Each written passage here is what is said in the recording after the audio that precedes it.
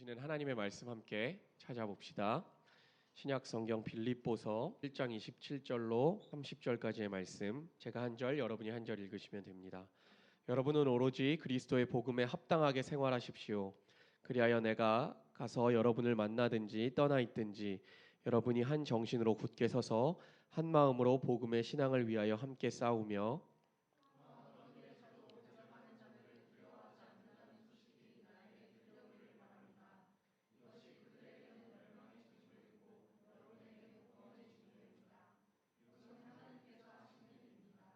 하나님께서는 여러분에게 그리스도를 위한 특권, 즉 그리스도를 믿는 것뿐만 아니라 또한 그리스도를 위하여 고난을 받는 특권도 주셨습니다.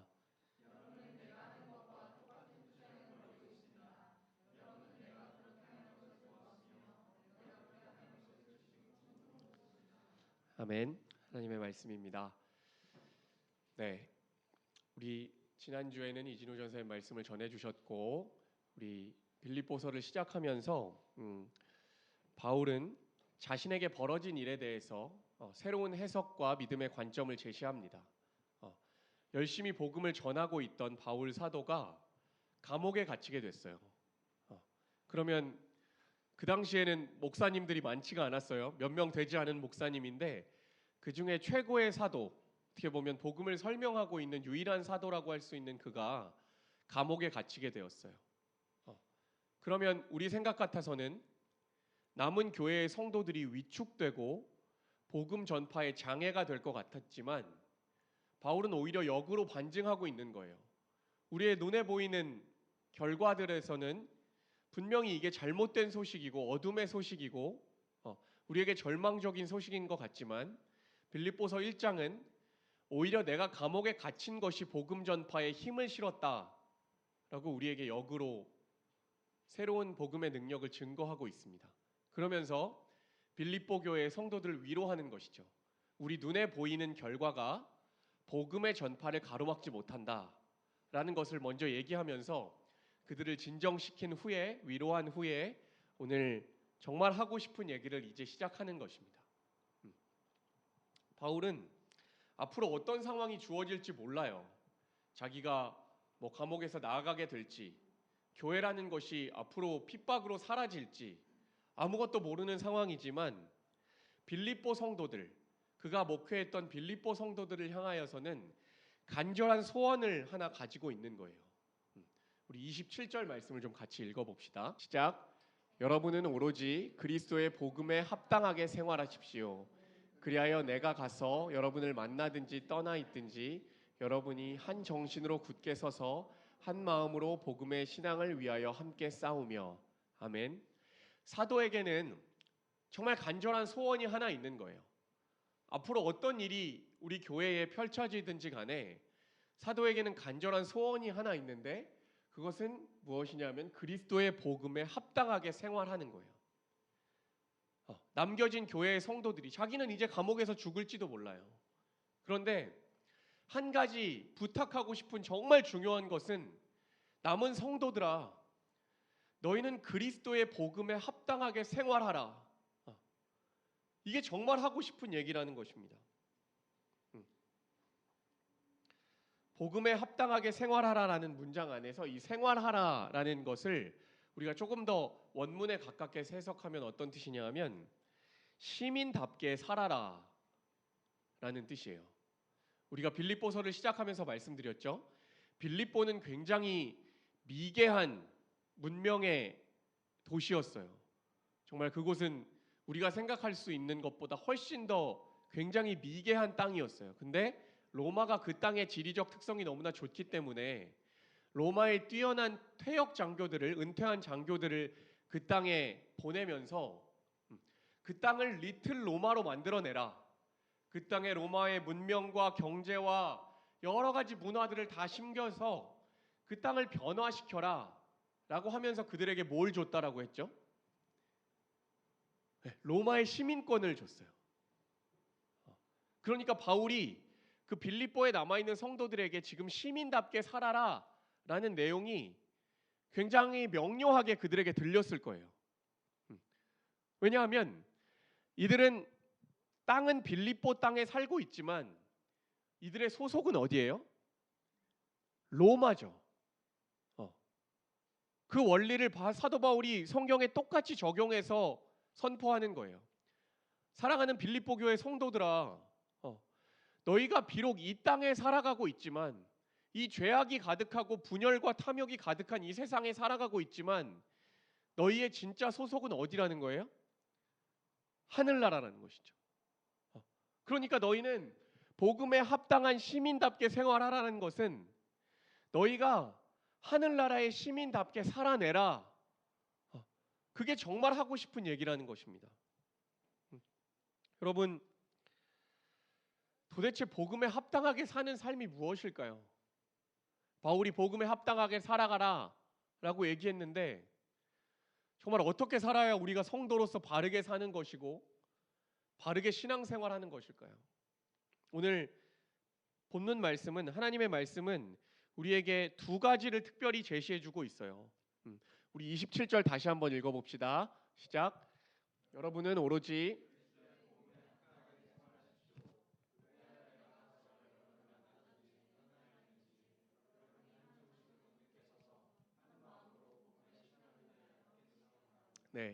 그리스도의 복음에 합당하게 생활을 하라라는 전제를 던져놓고, 그 합당한 생활은 무엇이냐 하면 여러분이 한 정신, 한 마음으로 굳게 서서 한 마음으로 복음의 신앙을 위하여 함께 싸우라는 거예요.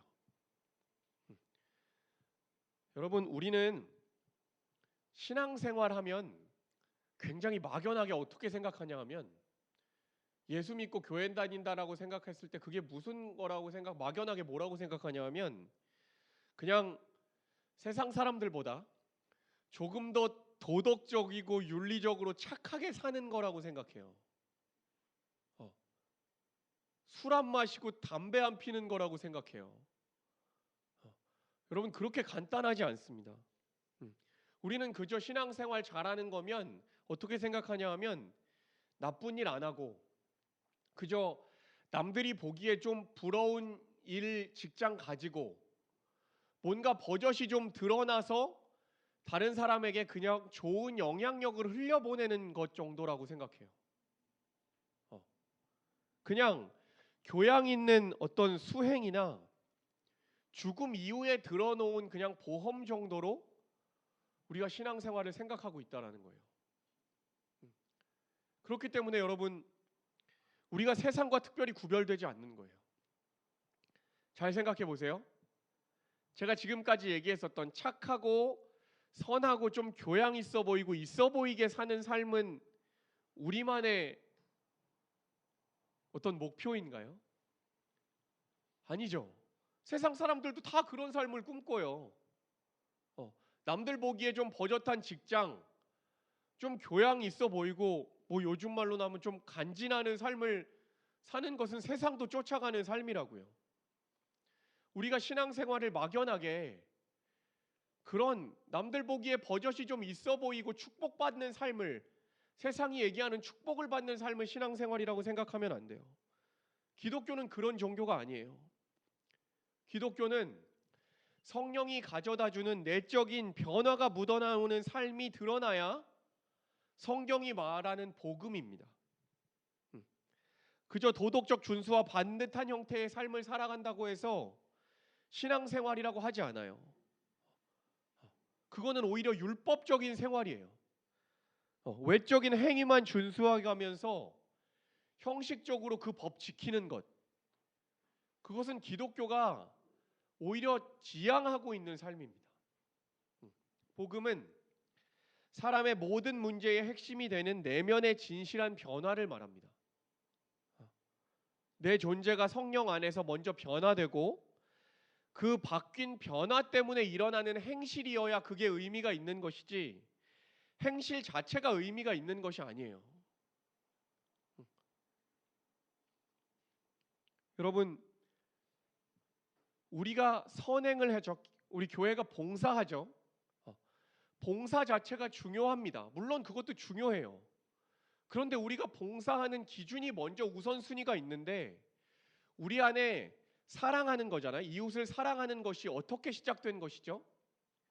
예수로 인해 시작된 거예요. 예수로 인해 시작된 것이기 때문에 예수의 초점이 있는 것이지 이웃 사랑의 초점이 있는 것이 아니에요.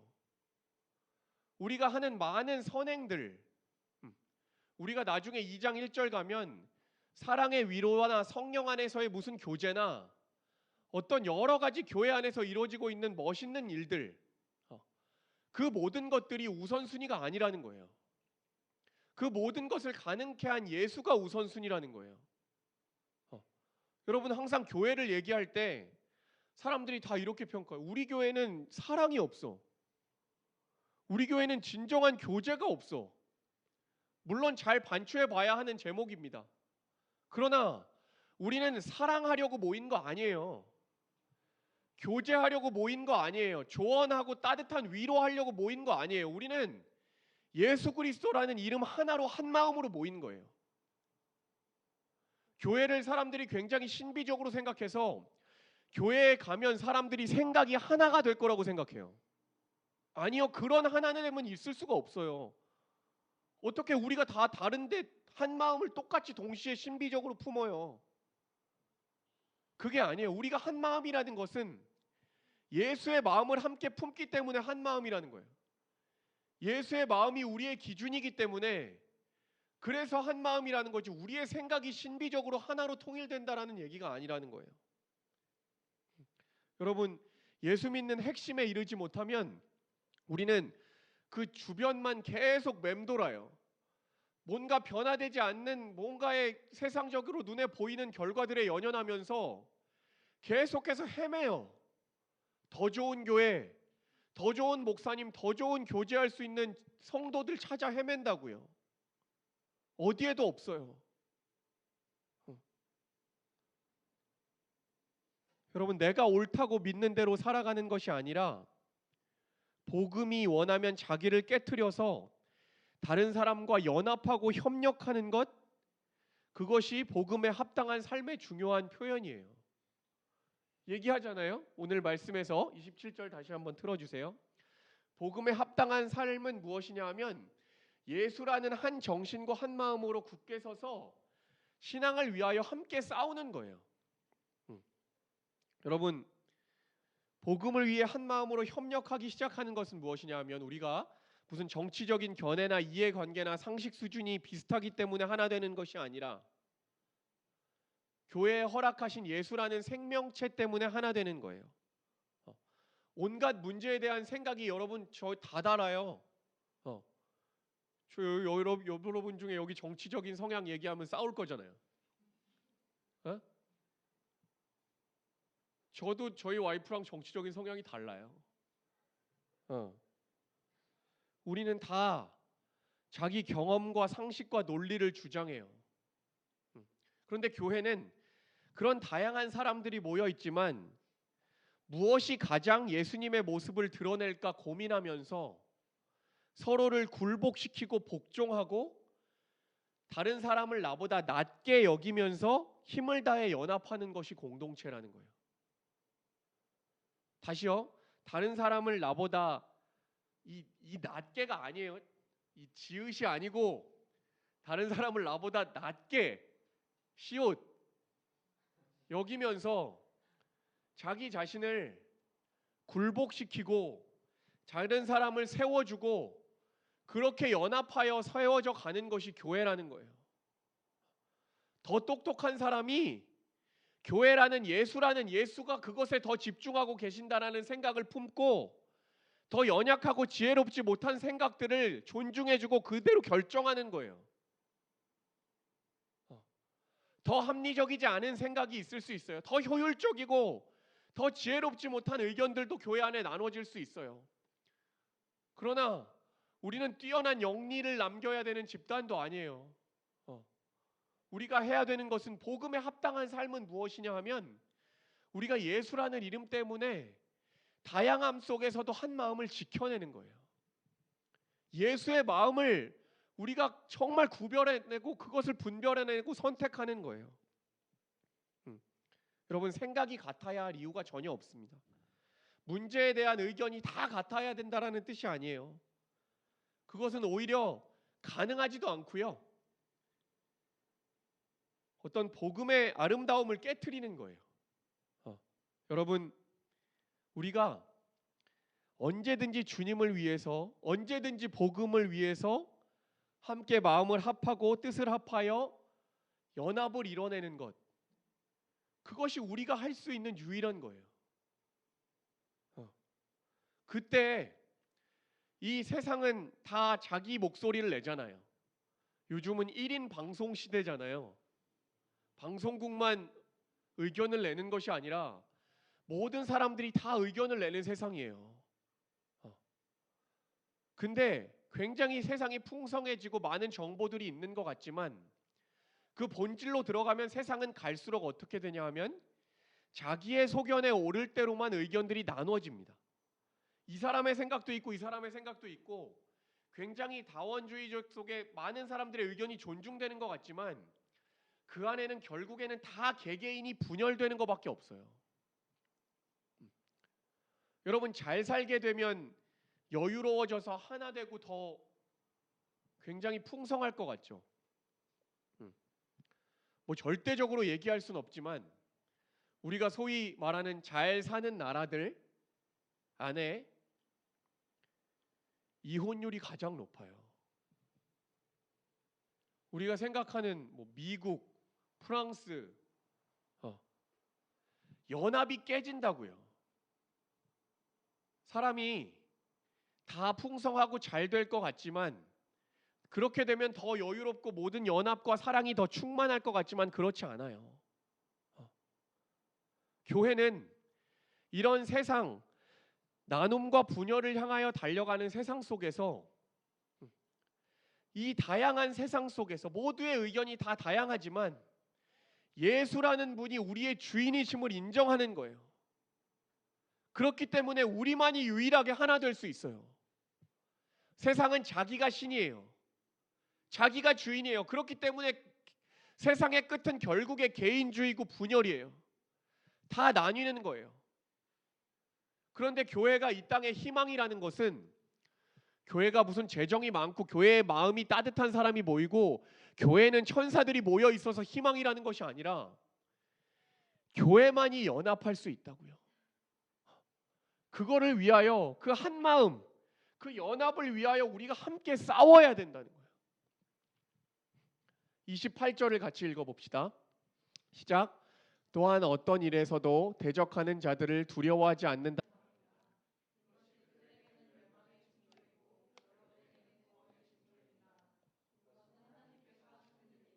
네, 복음에 합당한 삶은 첫 번째 한 마음을 지켜내고 연합하는 거라고 했어요.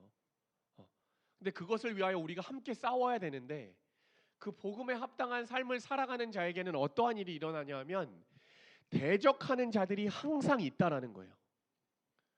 저와 여러분이 연합하려고 하고 뭔가 예수 그리스도를 주인 삼고자 할 때에 항상 어떤 일에서도 대적하는 자들이 일어납니다. 그런데 복음에 합당한 삶은 무엇이냐 하면 어떻게 사는 것이 복음을 복음답게 하며 살아가는 것이냐 하면 그런 자들이 있을 때 두려워하지 않는다는 거예요. 정확한 원어적인 표현으로 말하면 두려워서 그 자리를 도망가지 않는 거예요. 그 자리를 뛰쳐나가지 않는 거예요. 여러분 신앙생활 해보셔서 아잖아요. 교회 어려워요. 교회 세워가는 거 어려워요. 그런데 복음에 합당한 삶은 대단히 뭐 간지나고 보여지게 뛰어난 업적을 이루는 것이 아니라 그런 공격이 있을 때 도망가지 않고 그 자리를 지켜내는 거예요. 그게 하나님께서 우리에게 원하시는 복음에 합당한 거예요. 여러분 사회적으로 세상적으로 여러분 좀 못나도 괜찮아요. 뛰어나지 못해도 괜찮습니다. 하나님의 관점에서는 성경이 말하는 복음에 합당한 삶은 그 연합을 지켜내기 위하여 그 자리를 계속해서 지키고 파수해내는 사람이 하나님이 보시기에 합당한 사람이에요. 그게 복음을 맡은 사람인 거예요. 성경에 그런 약속이 하나도 없어요. 예수 믿으면 잘 풀리고 뭔가 일들이 좀 해결되고 아프지도 않고 치유만 일어나고 그런 약속 없어요. 예수 믿으면 싸운다고 했고요. 대적하는 자들 있는다라고 얘기했어요. 여러분, 복음이 시작된 자리가 어디예요? 아주 편안한 5성급 호텔 리조트 수영장이에요? 복음이 시작된 자리를 돌아가 봅시다. 우리가 복음에 합당한 삶을 오늘 공부하고 있는데 복음이 시작된 자리가 어디예요? 십자가예요. 오늘 부득이하게 십자가도 없어요, 예배당에 아직. 그런데 복음이 시작된 자리가 십자가예요. 복음이 시작된 자리는 조롱받는 자리였고요, 면류관이 가시가 쓰여진 자리였고요, 옆구리에 창이 찔린 자리였어요.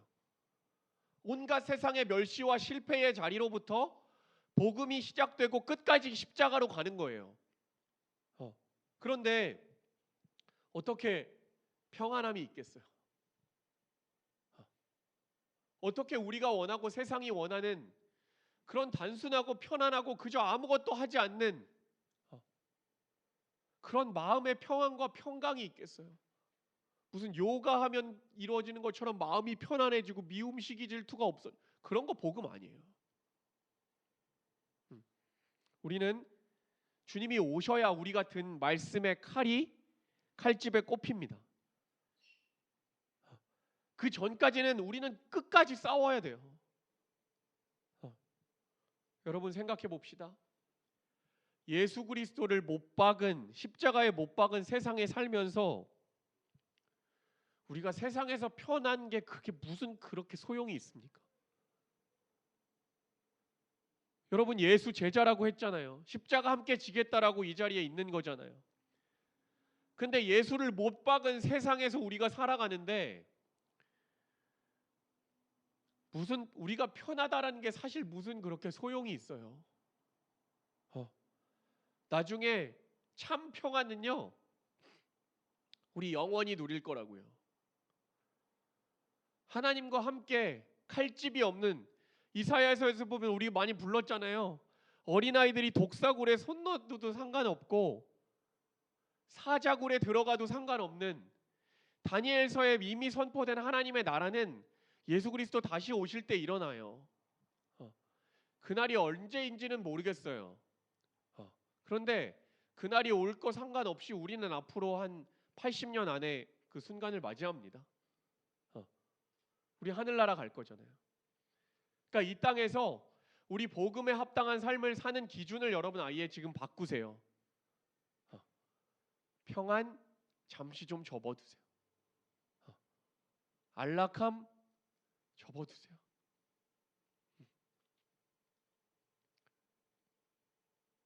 다양하게 적용할 수 있을 것 같아요.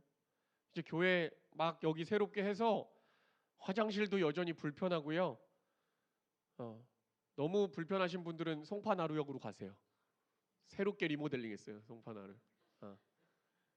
여러 가지 불편함, 내가 십자가를 져야 하기 때문에, 복음에 합당한 삶을 살아야 되기 때문에 감당해야 할 고난이 많습니다. 그러나 여러분, 우리가 싸우는 것, 우리에게 맡겨진 여러 가지 고난, 인생에서의 맡겨진 여러 가지 십자가, 그 모든 것들이 이렇게 선포합니다.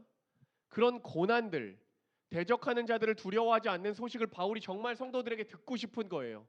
근데 그 소식들, 하나 되기 연합하기 위하여 정말 목숨 걸고 싸우고 대적하는 자들을 위해 두려워하지 않는 그 모든 소식들이 무엇이냐 하면 그들에게는, 세상 사람들에게는 멸망의 징조이고 여러분에게는 구원의 징조라고요. 여러분이 복음 때문에 당하고 있는 여러 가지 어려움들이, 그 십자가의 흔적들이 여러분에게는 뭐라고요? 구원의 증거라고요. 이렇게 점검해 보면 돼요. 내가 너무 평안해. 나의 인생이 너무 잘 풀려. 내가 십자가를 지고 있는 게 없어. 그러면 그것이 멸망의 징조예요. 근데 여러분에게 허락된 여러 가족들, 관계의 문제들, 경제적인 어려움들, 그 모든 것들을 믿음으로 여러분이 지켜나가고 있다면, 그 자리를 포기하지 않고 그 자리를 파수하고 있다면 그것이 여러분에게는 구원의 증거라고요.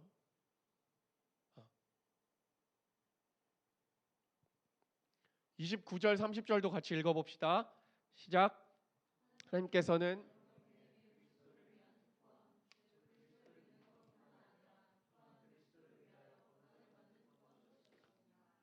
여러분은 내가 하는 것과 똑같은 투쟁을 벌이고 있습니다. 여러분은 내가 그렇게 하는 것을 보았으며 내가 그렇게 하는 것을 지금 소문으로 듣습니다. 아멘. 29절 다시 보여주세요. 우리는요, 그리스도를 위한 특권을 먼저 받았어요. 그리스도가 우리에게 허락하신 특권을 받았어요. 구원의 특권을 받았어요. 근데 그 특권뿐만이 아니라 그리스도를 믿는 것뿐만 아니라 또한 그리스도를 위한 고난을 받는 특권도 주셨더라고요.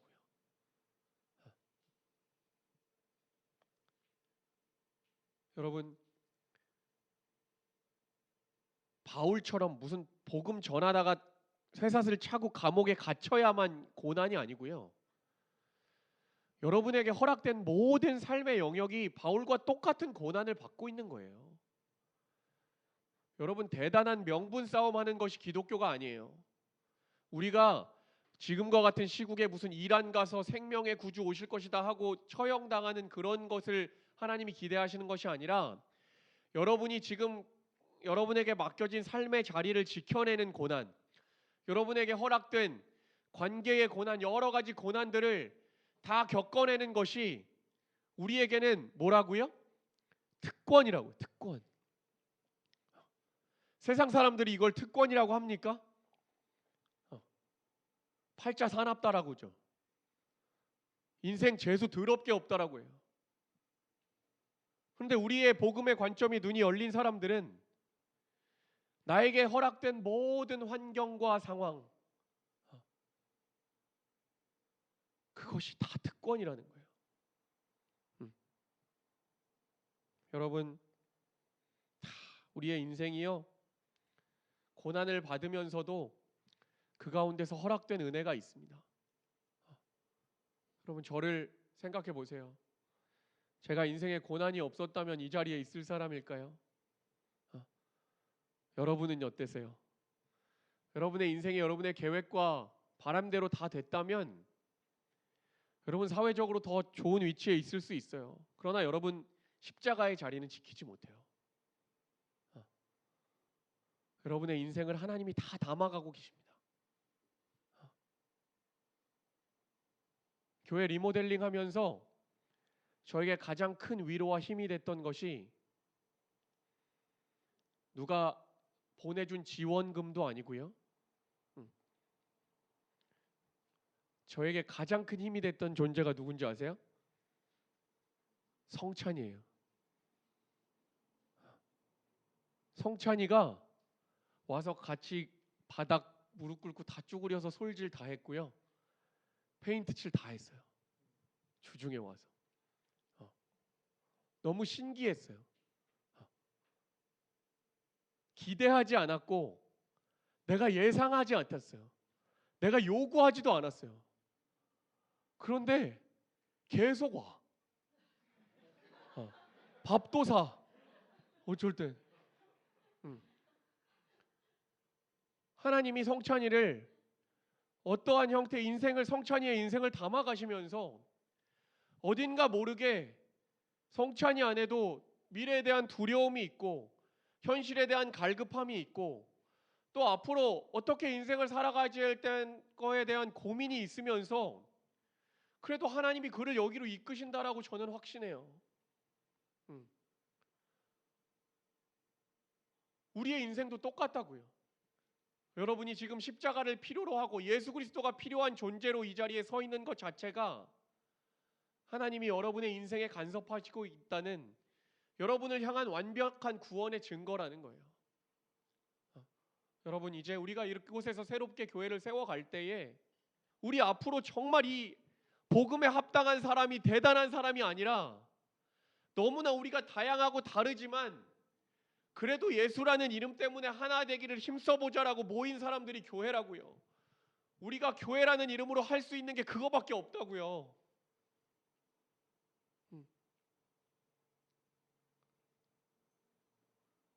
조금 못나고 상처 입고 연약한 사람들이 계속 이 자리에 와서 그 사람 인정해주고 그 사람 위로해주고 굴복시키고 내 뜻을 버리고 예수의 생각을 붙잡고 가는 것이 우리에게 맡겨진 신앙생활입니다. 저도 여러분 이제 3월이면 개척 4년인데 4년 동안 제 기도가 많이 바뀌었어요. 저도 많이 힘들었거든요. 제 기도가 많이 바뀌었어요. 예전에는 하나님 이런 것 좀 들어주시고 이런 것들 속히 이루어 주소서, 이렇게 많이 기도했던 것 같아. 목사지만. 근데 요즘은 역으로 하나님의 뜻이면 그 길을 잘 완주할 수 있게 도와주십시오. 잘 버티고 이 가운데서도 하나님이 주시는 지혜와 사랑을 잘 선택할 수 있게 도와주십시오. 근데 여러분, 제가 머리가 좀 좋잖아요. 이렇게 기도하니까 오히려 저는 좀 여유 있어지고 약간 하나님이 다급해지시는 것 같은 걸 살짝 느끼는. 내 기도가 이제 하나님께 좀 더 맡기고 하나님을 조금 더 의지하고 나의 생각과 계획과 바람을 얘기하는 것보다 하나님의 계획과 바람을 내가 들을 수 있게끔 내가 조금 더 뒤로 빠졌어요. 내가 조금 더 믿음이 자라났어. 그러니까 이제 슬슬 하나님이 좀 다급해진 것 같아. 나는 오히려 옛날엔 다급했는데 지금은 살짝 여유가 있어. 여러분, 하나님을 다급하게 만드셔야 됩니다. 그 방법은 복음에 합당하게 사는 거예요. 성도들 안에서 연합을 지켜내기 위하여 내 자신을 죽이고 내 자신이 더 머리 숙이고 다른 사람을 나보다 낮게 여기는 거예요. 바울이 어떻게 될지 모르는 상황 가운데 감옥에서 사랑하는 성도들에게 보낸 편지가 그것입니다. 복음에 합당하게 생활해라. 그게 정말 내가 요구하고 원하는 것이다. 그것은 예수 때문에 하나 된 마음을 지키고 두려워 도망가고 떨지 않고 그 자리를 지켜내는 것이다. 바라기는 여러분, 여러분의 가정을 지켜내십시오. 여러분의 교회를 지켜내시고 여러분의 직장을 지켜내시고 또 믿음으로 서 있는 각자 개인 자신을 지켜내십시오. 성령께서 여러분을 도우실 것입니다. 기도하겠습니다. 하나님, 감사합니다. 새해를 열며 우리가 빌립보서 말씀을 묵상합니다. 하나님, 바울 사도가 미래에 대한 두려움과 막막함이 있지만 사랑하는 빌립보 교회 성도들에게 보냈던 마지막 편지를 기억합니다. 너희는 복음에 합당하게 생활해라. 아버지, 우리가 정말 복음에 합당한 생활을 하는 자 되기를 간절히 원합니다. 그저 내가 예수 믿어서 신세 변화하고 사업 잘 되고 나의 계획과 바람이 이루어지는 연약하고 초라한 그리스도인 되지 않게 주님 인도하여 주시고 내가 복음을 맡았기에 복음에 합당한 자로 살아가기로 다짐했기에 나 자신을 다른 이들 앞에 굴복시키고 양보하고 겸손하며 다른 사람을 낮게 여기는 그런 믿음의 사람들 될 수 있기를 간절히 원합니다. 사랑하는 둘로스 교회 성도들 가운데 삶을 축복하시고 그 믿음의 자리를 끝까지 지켜내는 사랑하는 성도들 될 수 있게 축복하여 주시옵소서. 감사드리며 우리를 구원하신 예수 그리스도의 이름으로 기도했습니다. 아멘.